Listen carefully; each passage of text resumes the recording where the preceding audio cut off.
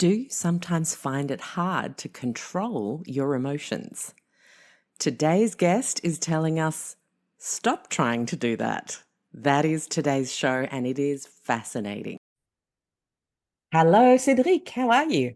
Hello, Alex. I'm doing good. How are you That's doing? good. I'm good. And I confess, we've actually just been chatting in French for 10 minutes, which is always great to get the opportunity to do so. And I guess my first question, which actually wasn't on the list, but now that we've been chatting in French, and I know Hmm. you are born in the south of France, how does one end up in California? What's your story? So I end up in California for my work, my previous work. I Mm, used to be a chef, hmm and my first job in the US was for the Ritz-Carlton in Half Moon Bay, which is hmm a small town close to San Francisco.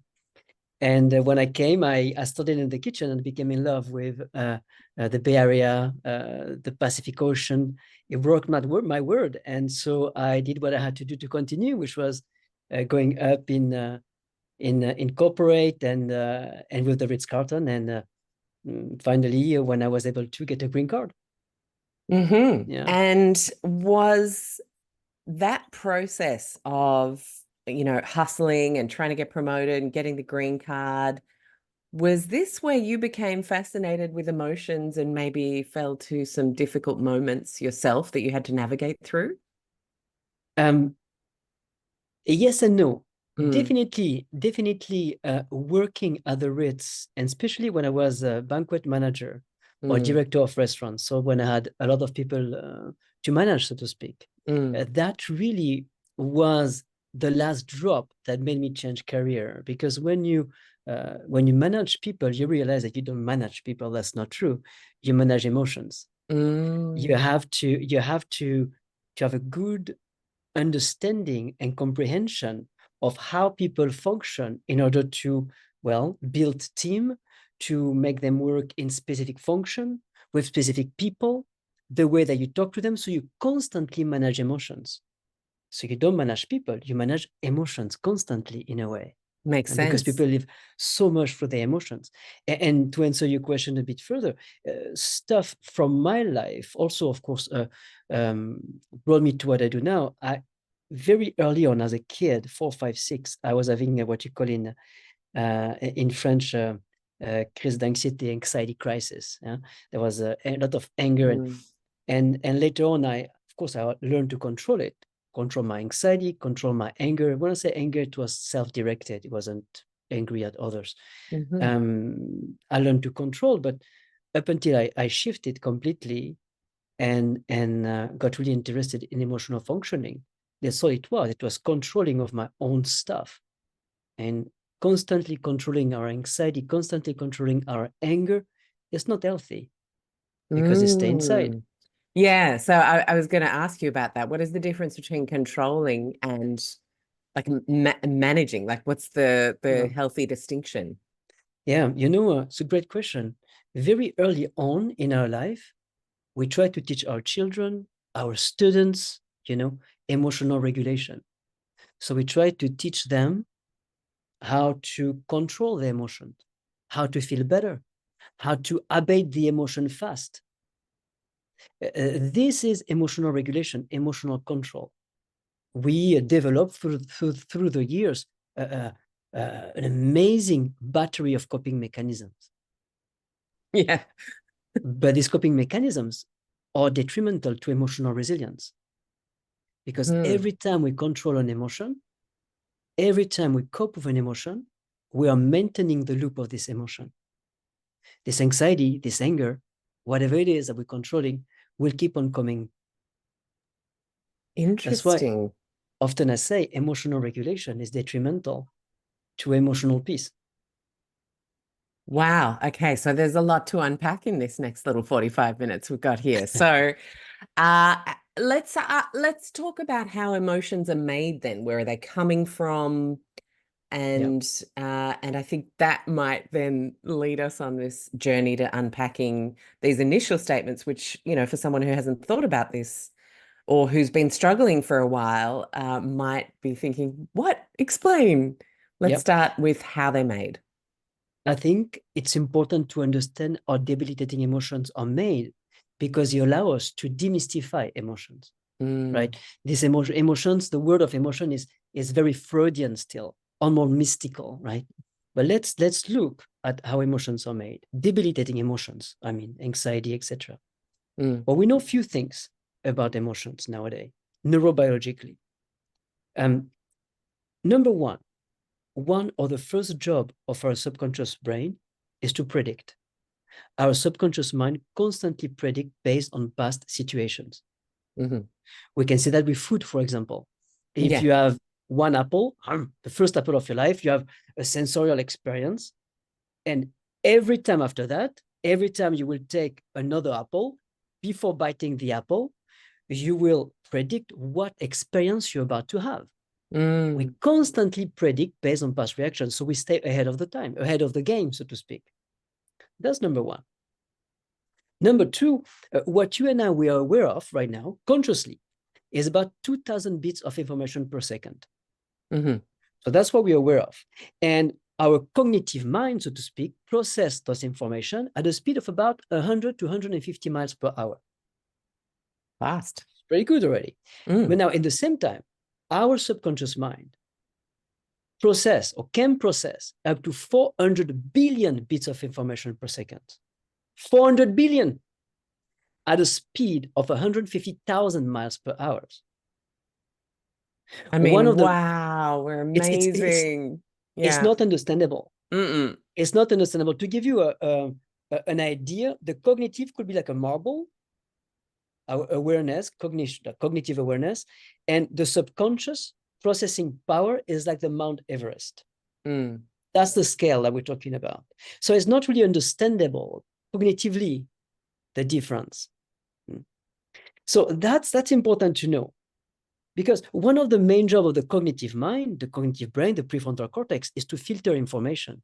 If we were bombarded by 400 billion bits of information per second, we would not be able to have this conversation.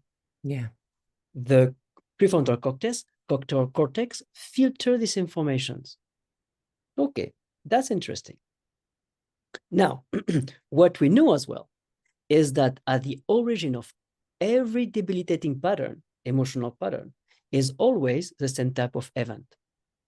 In order for us to have a disruptive emotional pattern, at the origin is an instant of trauma. So what is trauma? A trauma is an instant that holds too much stress, emotional or physical, for us to take on at the instant when we live it. That's it. That's what a trauma is. A trauma, I'm going to repeat that because I think it's important. A trauma is an instant that holds too much physical or emotional stress for us to take on at the instant when we live it. So something that my daughter with 3 would experience as a trauma, for me with 43, is nothing. So it really depends on where we are in life, our environment, and many other factors. But we do know that at the origin, at the root of all of our debilitating pattern is an instant of trauma. And what is happening during the trauma? Why is that at the root? Well, because when we experience a trauma, our cognitive shutdown is called dissociation. The cognitive shutdown, so we don't suffer too much during this. It's a protective mechanism. It's a protective mechanism. Now, when the cognitive shutdown, the subconscious takes over.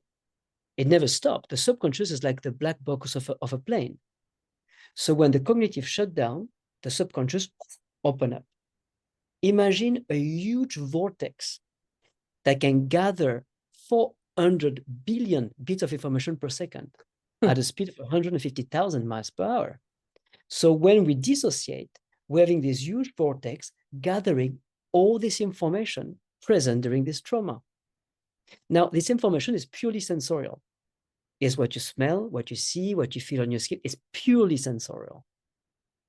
And the subconscious is also going to record the physical sensations present in your body during this instant of trauma. That's very important, right? It's like the vortex open inside and out and gather all this information in a non-logical, non-linear way. And as soon as the dissociation is finished, boom, this come back to normal, so to speak. The subconscious is filtered again. And so this has acted like an imprint of sorts. That's right. Now, let's go a bit further.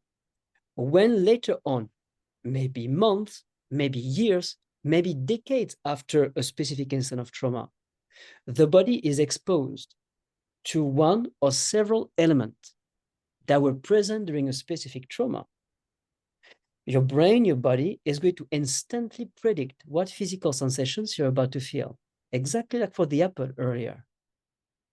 Your brain is going to predict what physical sensations you're about to feel. And just like for the apple, you are going to feel those physical sensations. Those physical sensations, we call that interoception, or somatic markers. Interoception is what let us know that we feel an emotion. It's also what let us know that we're hungry, thirsty, horny, all this. But it's also what let us know that we feel anxious, sad, depressed. It's all physical. It's interoception.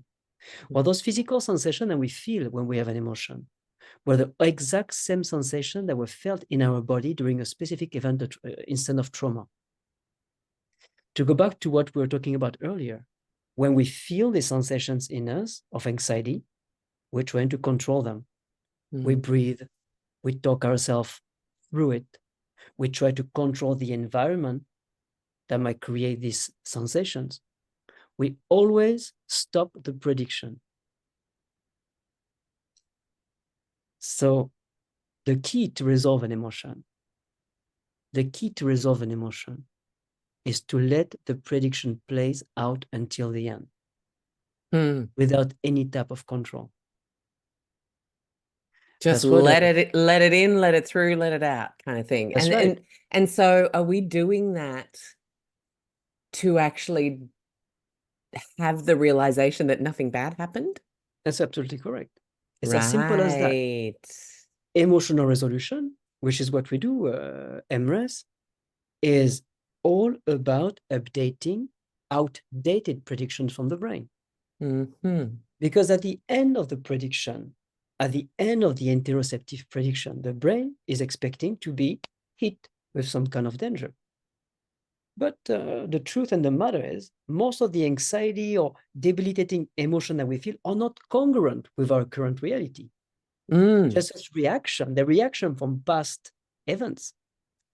So at the end of the prediction, nothing happens. We're safe and sound. From that very instant, the prediction will be updated. What used to create this anxiety, what used to create this feeling, will not create it anymore. Wow. And so I feel like we need to draw a duty of care line here around, obviously there will be people who are anxious who are about to experience something awful, or like how do we make sure what we're talking about here is heard by people who are having unproductive patterns that are holding them back in an otherwise safe life versus people who are actually living in risky times wherever they might be in life. Exactly what you said. Yeah, absolutely. Exactly what you said. The pattern. Right. Is it a pattern that they feel anxious? Thank you. Is the pattern that they feel fearful about something, that they feel frustrated about something, that they feel angry about something? Is it a long-lasting pattern? Unproductive things that just always seem to be coming up and then sabotaging you, creating a negativity where it doesn't need to be, kind of thing. That's right. Yeah. That's right. Okay. Cool. Absolutely. And to jump, because that's a very good point that you get here. People say when there is danger, we feel fear. Yes, sure, we feel fear. But you will notice that when there is actual danger, more than fear often is an hyper awareness that comes to us, right? When we're in a situation that is dangerous, fear will create if there is a root for fear will come up. But very often when it's dangerous, there is an hyper sensoriality of what's going on around us. Yeah, hypervigilance. It just That's kind of, you right. take everything in to be safe. This will never go away. Mm-hmm. This will never go away. Yeah. We shouldn't, at least. Yeah. But what we don't want is for that to play out in otherwise safe situations. Correct. Correct. Yeah. So, for example, let's say I walk on a path and in front of me, there is a snake. If I'm not afraid of snake, I'm going to have a reaction. I'm going to be aware of my surrounding. I'm going to have a reaction and I'm going to think, how can I go through the snake without being bitten, without disturbing it, staying safe? If I don't have any fear related to snake, I'll be able to do that without any problem. Now, if I see a snake and have a fear reaction of snake, chances are I'm going to do something stupid, or I'm going to back off and not continue. Yeah. Wow, that's it's such a great illustration, with around phobias and things. And what emotions are happening when we are experiencing phobias, given you've brought one up? Because they're so unproductive. I have a fear of this huge spider that we have that's very fast here in Australia called a huntsman, and they just paralyze me. How do I get to being the rational snake person who just knows how to avoid them?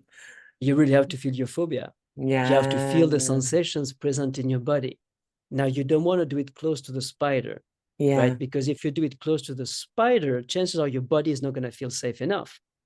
So if you see a spider, for example, you will have to, okay, see the spider, feel the sensations of fear, and then maybe close the door or go somewhere else, and then feel the sensation that you feel in your body.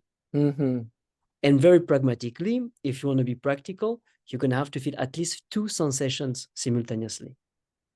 Okay. So you got to feel 2 or 3 sensations simultaneously, not only 1, 2 or 3. And the sensations you're going to feel are not going to stay static. They're going to start moving. That's the interoceptive prediction playing out in you. You just have to feel them. Not becoming passive, not distracting yourself. No. Feel what's happening inside of you as the sensations change until the sensations abate by themselves without your help. And then come out and look at the spider again and see if you feel different. You will. Wow. I'm totally trying that. It's the season for them, so I'm absolutely trying that. Yeah. It's not magical. It's not magical. And I know it sounds simple. Well, ask someone to do nothing. Ask someone to feel their fear without screaming, without breathing into it. No, the most difficult is to be able to, 1, accept our fears, accept to feel the fear in our body without trying to control it or ease it whatsoever. The fear by itself will never last longer than 90 seconds. 90. Yes. Yeah. Between 3 and 90 seconds. But 90 seconds can feel very long.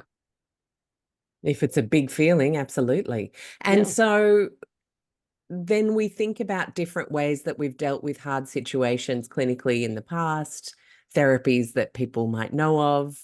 You go to see your psychologist, you lie down or you sit there and you have a big talk about the bad things and I'm always feeling anxious.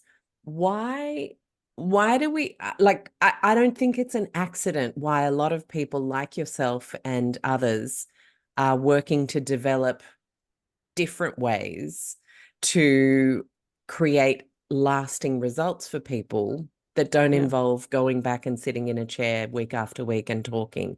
Why is the talking not necessarily the only or whole part of a psychological healing picture when it comes to big emotions? It's a good question. First of all, speech therapy, or not speech therapy, but talk therapy, sorry, can be very useful. Of course. To understand our pattern, to even being ready to approach our pattern. But talking about a problematic, an issue, or a trauma will never resolve, will never heal really the wounds of this trauma, or will never really release the pain that the person is suffering, because we stay in the cognitive. the emotional roots are in the subconscious. Trying to resolve an emotional difficulty just via talking is like trying to talk Chinese to a French person. They don't talk to each other.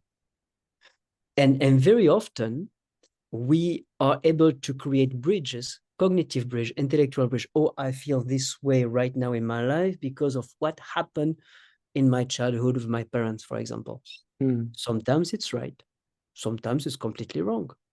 But it makes us feel better as human beings to know, to Of have course, a yes. solution, an answer. But it That's right. doesn't disrupt the emotional pattern. Not at all. I see exactly where you're going with this. And so Not can at I all. ask you a very personal question? The Mhm. man we met at the start of this conversation is managing banquets at the Ritz-Carlton. The man we're talking to now is walking us through interoception and emotions. What's the bridge for you on a personal level into opening up into this world? Why? My grandfather. My grandfather was a bridge. My grandfather passed away a couple months ago now. He was 101 almost. Oh, wow. Mhm. Lucky you. Yeah. My grandfather was a resistant during World War Mm, II. And I always was fascinated how him and a lot of people from his generation were the power for resilience after World War II. They came and lived the worst, and they were able, of course, we can talk about it, but I think in a much better way, able to come out of this trauma than current soldier, for example, or people that live through trauma. The level of resilience for these people of this generation is baffling, at least for my grandfather.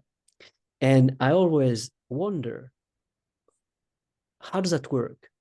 How can somebody go through so much suffering and then being a stand-up man, a man that knew who was his position, what was his position, never tried to be somebody else, never tried to be less than who he was. And as I studied all that, as I became interested in that, for me, it's clear. It's when they were done with the war, most of the men went to work in nature, outside. Among all the men who had a similar experience, they never talked about it between them. Sometimes old guys were coming to my grandfather and they were just saying something like, "Do you remember?" Yes, but nothing else. But this wow. experience of common history, being in nature, among people who lived the same story, the same history, and a purpose, having to have a family and provide, all this nurture resilience. And what do you do when you're in the wood and you're crossed, or in a vineyard, or even in a factory? When you're crossed by an emotion, what do you do? Nothing. You're just with it. You don't go to nothing against Tony Robbins, but you don't go to Tony Robbins, workshop. Seminar to try and be reborn. And yes, I That's see right. what you're saying. Nothing. Yeah. You just Which are with in it. a way can be escapist Yes, absolutely. It because can be you're addictive looking too. externally for the answer. That's right. It Yeah. can be addictive too. So you keep on coming back and coming back, coming back. No. I knew for a fact that there's something in every single one of us that allow this emotional resolution, this emotional resilience, that will allow us to go back to a state that that is similar than we had before any trauma. Hmm. So that's how I became interested in how emotions are made, and what's happening in the body, and how can we tap into this natural capacity for emotional resilience for emotional resolution. We can all do that. We can all do that. It's a natural capacity. Every mammals have it. We work with cows and horses to understand how other mammals deal with fears. Yeah, like We trauma release exercises and shaking it out and That's right. yeah. The only mammals that hold on to trauma are us, domestic animals, and some farm animals. Why? Because we control them. We Mm. control our domestic animals. We Yeah. control some of our farm animals. So we do not let this regular process. What is, you know about the story of, like, the impala being chased by a lion, and then when they go back to a quiet environment, a safe environment, the body shakes. Mm. We don't do that. Either way, because we didn't have an opportunity, because trauma happened very early, and actually our environment wasn't safe enough for us to go back to a natural state of homeostasis, Mm-hmm. or because we learn very early on to control when we don't feel well. And then being exposed to a safe environment, it's almost too late because we controlled already what we felt. So the body doesn't have time to update the prediction, to integrate the prediction that was just created. Wow. Who did you train with to get to then creating your own system? Because that must have been a pretty powerful journey yourself. Were you noticing unproductive patterns in yourself that you wanted to dismantle, and you were on that journey? Constantly. I mean, Wow. I was a very anxious guy. I Mm. was a very anxious guy, but no one around me could tell. So you have double, I call that the Jean-Claude Van Damme emotion, right? Because it's double impact for the 1980s people. Yeah. You have the first impact, which is being like eaten by anxiety, and then you have to control, which is Mm. even more stressful. You have two emotions there that you have to generate, and often, of course, you have eczema. I used to have eczema all over my hands, or you have pain or stiffness. So it creates this whole thing. It becomes Oh, yeah. psychosocial. I mean, the body keeps the score, right? We know that now. Absolutely. Yeah. Absolutely. Absolutely. And so with Woody, I trained a lot of people, different people. Dr. Jacques Fumex in France, with who we created the Emotional Health Institute. A physical therapist called Didier Godot, who is in Réunion in France. Ah, right next to my family in Mauritius. That's right. That's right. Mm. That's right. So, and then personal experiences, and and the work of Lisa Feldman Barrett out of Boston University. For me, Lisa Feldman Barrett, Antonio Damasio, right now they are the top of the neuroscience of emotion. Mm. They can explain, of course, things are going to evolve, but they can explain very clearly how emotions are made. What I said at the beginning of our conversation here, that's very much inspired by Lisa Feldman Barrett and her work. I can Mm. only recommend the book How Emotions Are Made, which is amazing. Yeah.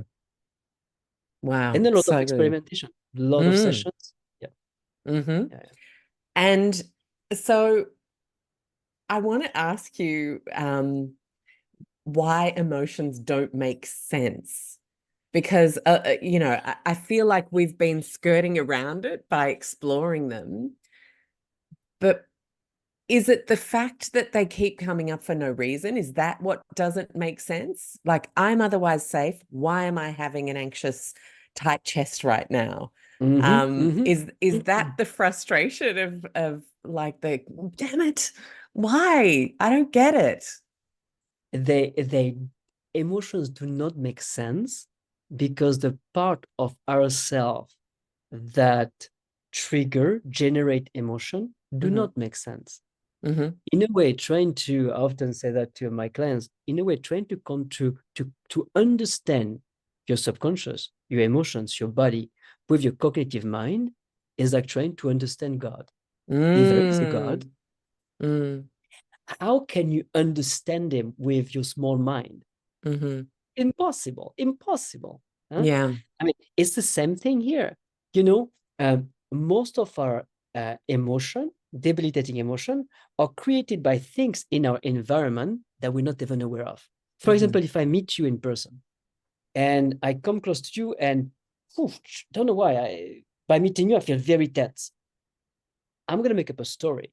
I'm going to say, well, I don't like Alex. She seemed like there's something wrong about her. She has bad intention. I'm going to make up a story. The fact of the matter is, maybe I start tensing next to you because maybe the smell that you have is a smell that reminded me, I don't know, a teacher that used to bully me when I was 3 or 4 years old. Nothing to do Mm. with you whatsoever. Mm-hmm. But it's going to be taken by one of my senses in a way that I do not understand or grasp. I'm going to make up a story about it, but that's nonsensical. That's not the reality of things. And chances are I will never know why I feel this way about you for a fact. I will believe my story and I will talk about my story. I'm going to make it real, but that's not reality. Wow. It doesn't make sense because most of our emotions are created very early on, at a time that we were not able to conceptualize anything. Our first 1,000 days of life is the most fertile garden for disruptive emotional pattern later on. And when I say first 1,000 days, I mean from conception, so in utero, birth, and the first year of life. Yeah, wow. Whew. And so, okay, so I feel like I have to ask this because I always have like 50,000 people's questions in my mind when I'm talking to a guest. And I want to try and take care of as many people's needs as possible. And so I'm asking then if someone had a really rough pregnancy, or if they were going through a really tumultuous time in their relationship and it led to divorce in the first year of their child being in the world, and they hear something like that and they think, oh my gosh, I've ruined everything. My child is ruined. You know, because we can, humans are so good at catastrophizing. And so I just thought I would air that now, given you've just shared that, to address it. Absolutely. So that's a very, very good question. First of all, if something happens that creates stress in the mother during pregnancy, it is never the fault of the mother. It is always related to the environment in which the mother is evolving. So first of all, if somebody feels extreme stress or divorce or is cheating, it's never the fault of the mother. What creates the anxiety is the environment. So as people around a future mother, our job, doesn't matter if we're the husband or friend, is to keep the environment as safe and loving as possible. Number two, whatever happened in utero doesn't have to stick with the baby. What is most important is the environment of the baby after birth. Nurturing to the best of our capacity the baby when they come out. And to do that, we've got to take care of ourselves. The mom has to take care of herself first. If she feels anxious, easy to say in Anglo-Saxon cultures, right? I mean, I know. We get it so wrong. We got to shift that. We got to shift that because it's so much guilt goes on the mother. So much all this is detrimental to the mom and to the baby, to the newborn. So what I want to say is, doesn't matter what happened during birth, before birth. What really matters is to provide as much of a safe environment for the baby as soon as we can, and for the mom. And for the mom. Of course, easier said than done, but yeah, go cook a meal for your friends with newborns. Go clean their toilet and make them a cup of tea and ask them if they need anything. Absolutely. And love them up, you know, be with them. Love them up. Be with them. Just be with them. Yeah. Such a good reminder. And so if we have a child, if we're parents out there listening, and we know things were really rough, how can we support our children to not hang on to these patterns and develop unproductive patterns that aren't cemented in their current reality, say, that's much safer and hunky-dory? Yep. Great question. My answer would be quite similar to the first one. First, we've got to take care of ourselves as a parent. We've got to be as content as we can, right? The more content, the more we have the space to be present with our children when they have an emotion without being triggered ourselves. Yes. The more we will nurture resilience. So I'm so glad this came up. I remember I used to be way too malleable to the emotions of my family. You know, I mean, we throw around things like, oh, I'm an empath, but I think if it charters unproductive territory where you then lean so much into someone else's feeling that you can't hold space for that feeling and let them go through it. And you then end up going through it as well. It's like double unproductive situation. I did some, for me, I did some hypnotherapy with a really wonderful guy down here, and he asked me third, fourth session, he's like, oh, how are you going now, when your son has a really tough day at school? I'm like, well, I'm sitting on the bed and I'm just listening. That's right. And I'm okay. And so to your point, if you're feeling that, absolutely work on yourself, because then it Yes. allows the child to have their experience fully to the That's end. Yes, that's so important, Alex. That's Mm. what brings resilience to our children. Mm-hmm. To have a well content adult with them there as they're going through their emotion, without the adult trying to fix them. Mm. Often when we teach in schools, or when I teach with parents, and a bit like you that you just explained, you say, well, how can I help the kid? What can I say? It's if we are triggered and we're trying to help, quote unquote, help our child in a way, we're trying to control them. Mm. We're trying to control them because sensing them, seeing them suffering, trigger us. So in a way, by trying to make them feel good, all we're trying to do is to feel good ourselves. We're trying to control the situation. It's all subconscious, of course. We're Because trying to control. it's bringing it up for us. And so we're Because trying to control both them, so that we can then put the bad feeling away for ourselves as well. that's right. That Okay. becomes control in a way. It's Mm. not cradled. You're not there. You're not doing that completely for them. You do that for you as well, because it feels so tense and so bad, and you're suffering too much to see them suffer. So that for me is control, not in a mean way, right? No, but it's trying to control so we feel better. Mm. We So taught. Yeah, go ahead. have we culturally confused care and control then, from an emotional standpoint? I believe so. Mm. I believe so. And I'm using control for lack of better word. But most of the time, very often, we help others because seeing others hurt us. So by helping others, we stop hurting ourselves, Mm. which is different from compassion, right? Mm. Compassion, in a way, is okay, you're here, you suffer, I'm here. I'm not trying to fix you. I'm not ignoring you. I give you attention, full attention. And if I can, after I'm here and I hear you, if I can, I will help you if you want to. But I'm not going to If you help want you. to. Yeah, I'm so glad you added that. Yeah, because sometimes it's really just about listening that's right. And and being attention. there. Mm. Often people ask me, am I afraid that AI will take my place at some point, Mm. or take the place of people who do this kind of work?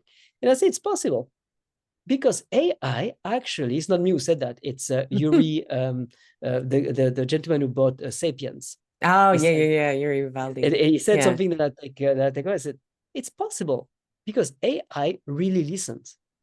Mm. AI listen, doesn't think about what's about to say. It doesn't think about a way to fix you. No, AI listen. And for us as human beings, it's not often that we can listen without being triggered, without already thinking about what we're going to say next. Sometimes all it takes is to be here, attentive, and listen, without thinking how to fix, what to say. Yeah. Mm. So true. It kind of makes sense why people end up with robot girlfriends or boyfriends. And they Mm-hmm. think this is better. They're They just feel heard. listening. If I have a Yeah. bad day, I don't have to talk about it beyond what I want to say. And Yeah. and so I mean, obviously just having a laugh there. But so take care of yourself first. So let's just say, can we workshop what it might look like Yeah, of course. to recognize we are having an unproductive emotional pattern Of course. and apply emotional resolution, or your term for it is MRES, because that's the Mm-hmm. Mm-hmm. trademark, um, to to have a little like dip our toe in this? Like how can we use it like in the next couple of days? I'm sure we're all going to be walking through our life and go, ugh, Yeah. bottle that up. That's awful. Yep. I mean, it's almost probably going to be quite frightening to people who haven't done any of this kind of work of any kind, to realize maybe how often it might happen. It happens constantly. Mm. If we spend one day noticing the amount of tension in our body, Mm. like it's tremendous. We only have labels for big emotions, right? Anxieties, anger, but these are not the main emotion. Van Gogh said, our small emotions are the captains of our life as we obey them without noticing them. And that's true. Every day we're crossed by tensions, and this tension that we feel give the dynamic of our life. Are we going to be in relationship with this person? Am I going to be present for my children with this project that we're at work? There's no big emotion, no big mood. It's tension. All these tensions are emotions. Mm. But to go back to your question, first of all, you're right. In order to do emotional resolution, MRES, you've got to be aware of your emotion. So that's going to be the first thing. Be aware of the emotion and accept that we feel this emotion. How many emotions do we feel and we don't accept that we feel this way? For Mm. example, I see a homeless person in the street. Inside, I feel disgusted because of the smell, because everything, but I'm not going to show anything because my character, Cedric character, my persona is like, no, I'm an open-minded person and I shouldn't feel disgusted. So that's just a food for thought in the sense we are going through a lot of emotions that we deny toward ourselves because we feel ashamed about them, because we feel guilty about feeling them. The first step is recognizing our emotional pattern and accepting them, Mm. even if they suck, even So if if they're I'm not. witnessing you be disgusted and you actually play it out and you show that to me, then I might be disgusted in you and I That's might right. bottle that up. And Yep. then, so that's how we're doing the co-bottling up as well, as a Mm-hmm. completely different example to the parent-child one. That's right. And Mm. how many mother or dad after pregnancy feels like they cannot do it. They sometimes have clients that I hate my child. They cannot say that to anybody else. Mm. So you have to be able to welcome that. Yeah, it's not congruent with the image that the words want you to give or the image you want to give to the world, but accept it. Nobody else has to know. Mm. Accept it for yourself. I accept that I feel disgusted by somebody I see in the street, for example. Okay, no problem. That's how I feel. What can I do about it? Well, I'm going to enter it. So I feel that. The first thing I'm going to do when I feel this disgust, I don't deny it. Okay, I move along the corner. And the first thing I'm going to do, I'm going to close my eyes. I'm going to be very pragmatic so people who listen to the show can do it. Why is it important to close my eyes? Not to shut down the outside. That's one plus. But it's important for me to be able to close my eyes without having to worry about opening them. Mm-hmm. You know, the first thing that any mammal do when they're afraid is that they stop blinking. If a dog is afraid, a horse is afraid, a cow is Mm. afraid, the first thing they do, the first sign of fear is they stop blinking. Same Mm-hmm. thing for us. So if you're in front of this big spider that you talked about earlier, if the spider is few centimeters away from you, I guarantee you that when you feel the phobia, if you try to close your eyes, you're going to want to look at her. You won't be comfortable to stay You with your know me eyes too closed. well.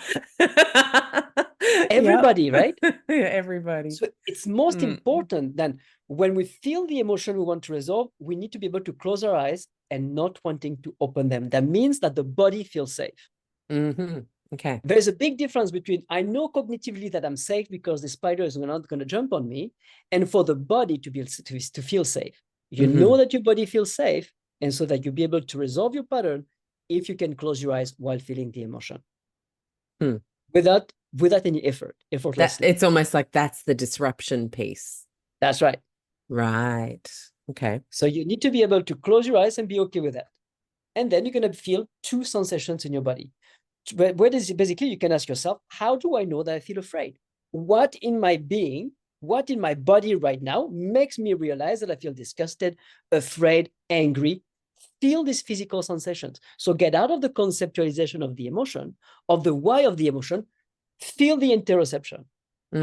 What physical sensations make me realize that I'm afraid or disgusted? Maybe it's a knot in the throat, the heart is beating stronger, a tension in the belly, shaking legs. You feel two sensations at once. There, you're not in the cognitive, you're not the intellect anymore. You're now in the sensorial. So in a way, you're now in the subconscious. You're now in touch. You're now intimate, maybe for the first time, with your emotion. You're now physically intimate with your emotion, because most of the time when we're angry, we scream. So we, spit out It's an poison. externalization. Right. Yeah. Or we I don't know, if we're anxious, we can smoke. Or what? We always, no. Here, let's be intimate. Let's get into the belly of the beast. It's inside. Yeah. Reach for the packet of chips or have a drink or all the things that we do to soothe. That's But right. we should actually feel. That's right. And pragmatically feel the sensations in us. Feel the interoception. Feel two sensations at once. Why two? Because if you only feel one, it's enough space for your mind to go and think. You need to keep your mind at bay. Your mind need to be intensely active in feeling what's happening within you. Yeah. And nothing else.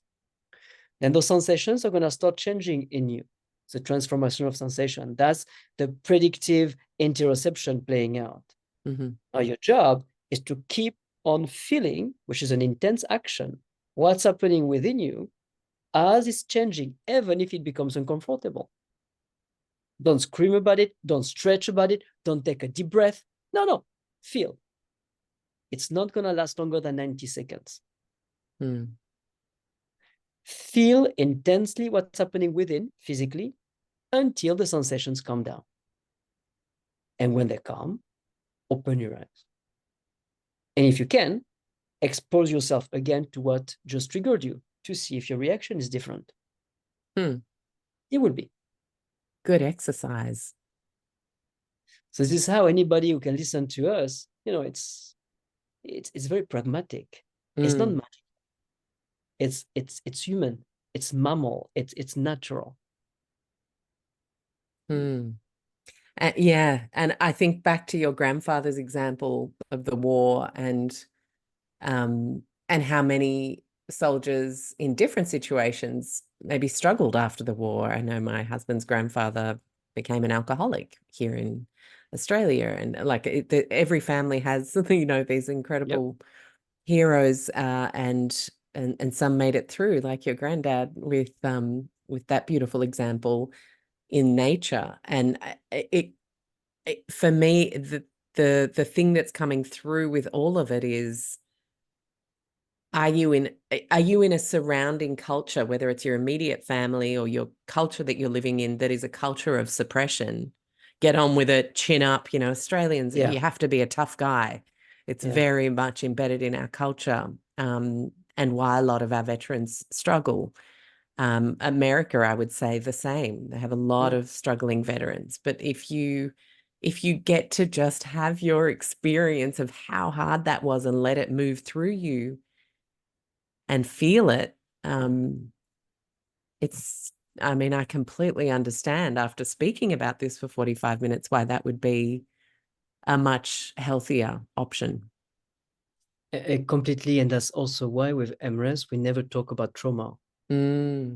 Because trauma healing is a good concept and people sell books about that. But trauma healing doesn't exist. Trauma happened. There's nothing we can do about it. It can be a rape. It can be bullying. It can be neglect. It can be something at war. Trauma happened. It's a fact.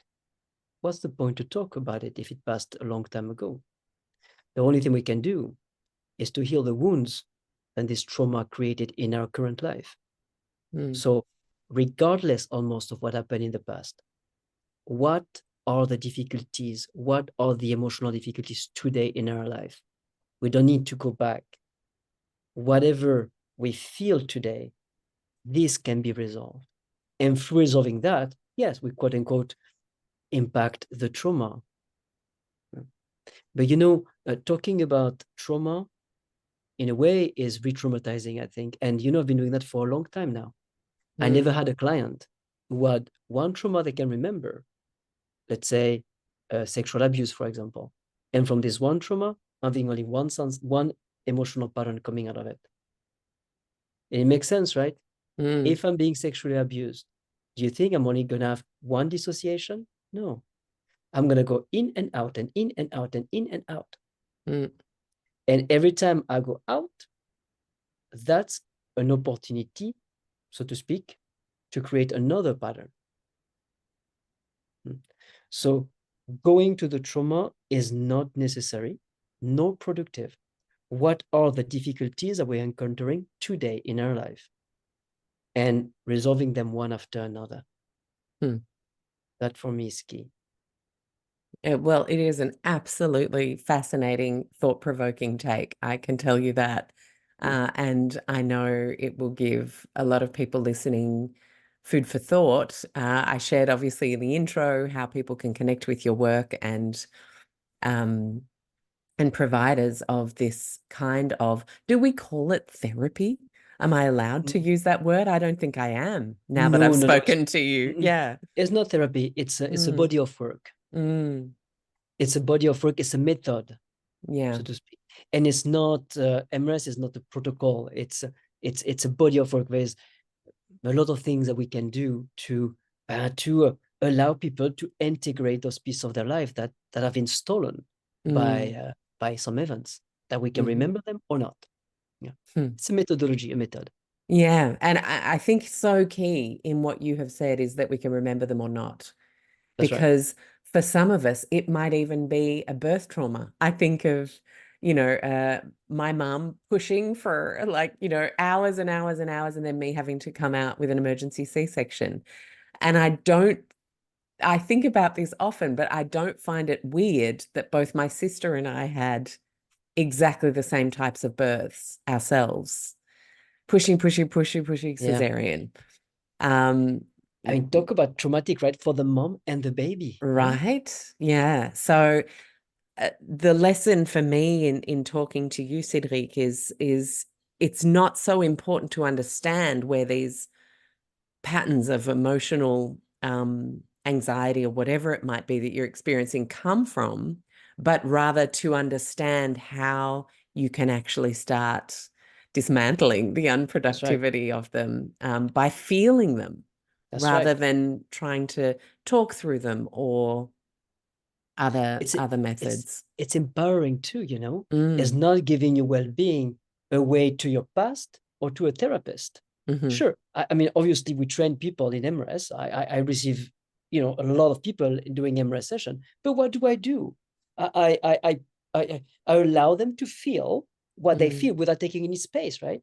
If I try to say too much, if I try to be really comforting, or no, I'm taking too much space, and they're not in their stuff. They're not gonna feel their prediction by themselves. It's giving back the power to the people. It sounds a bit strange, but that's what it is, right? I don't break out into a John Lennon song from the 70s.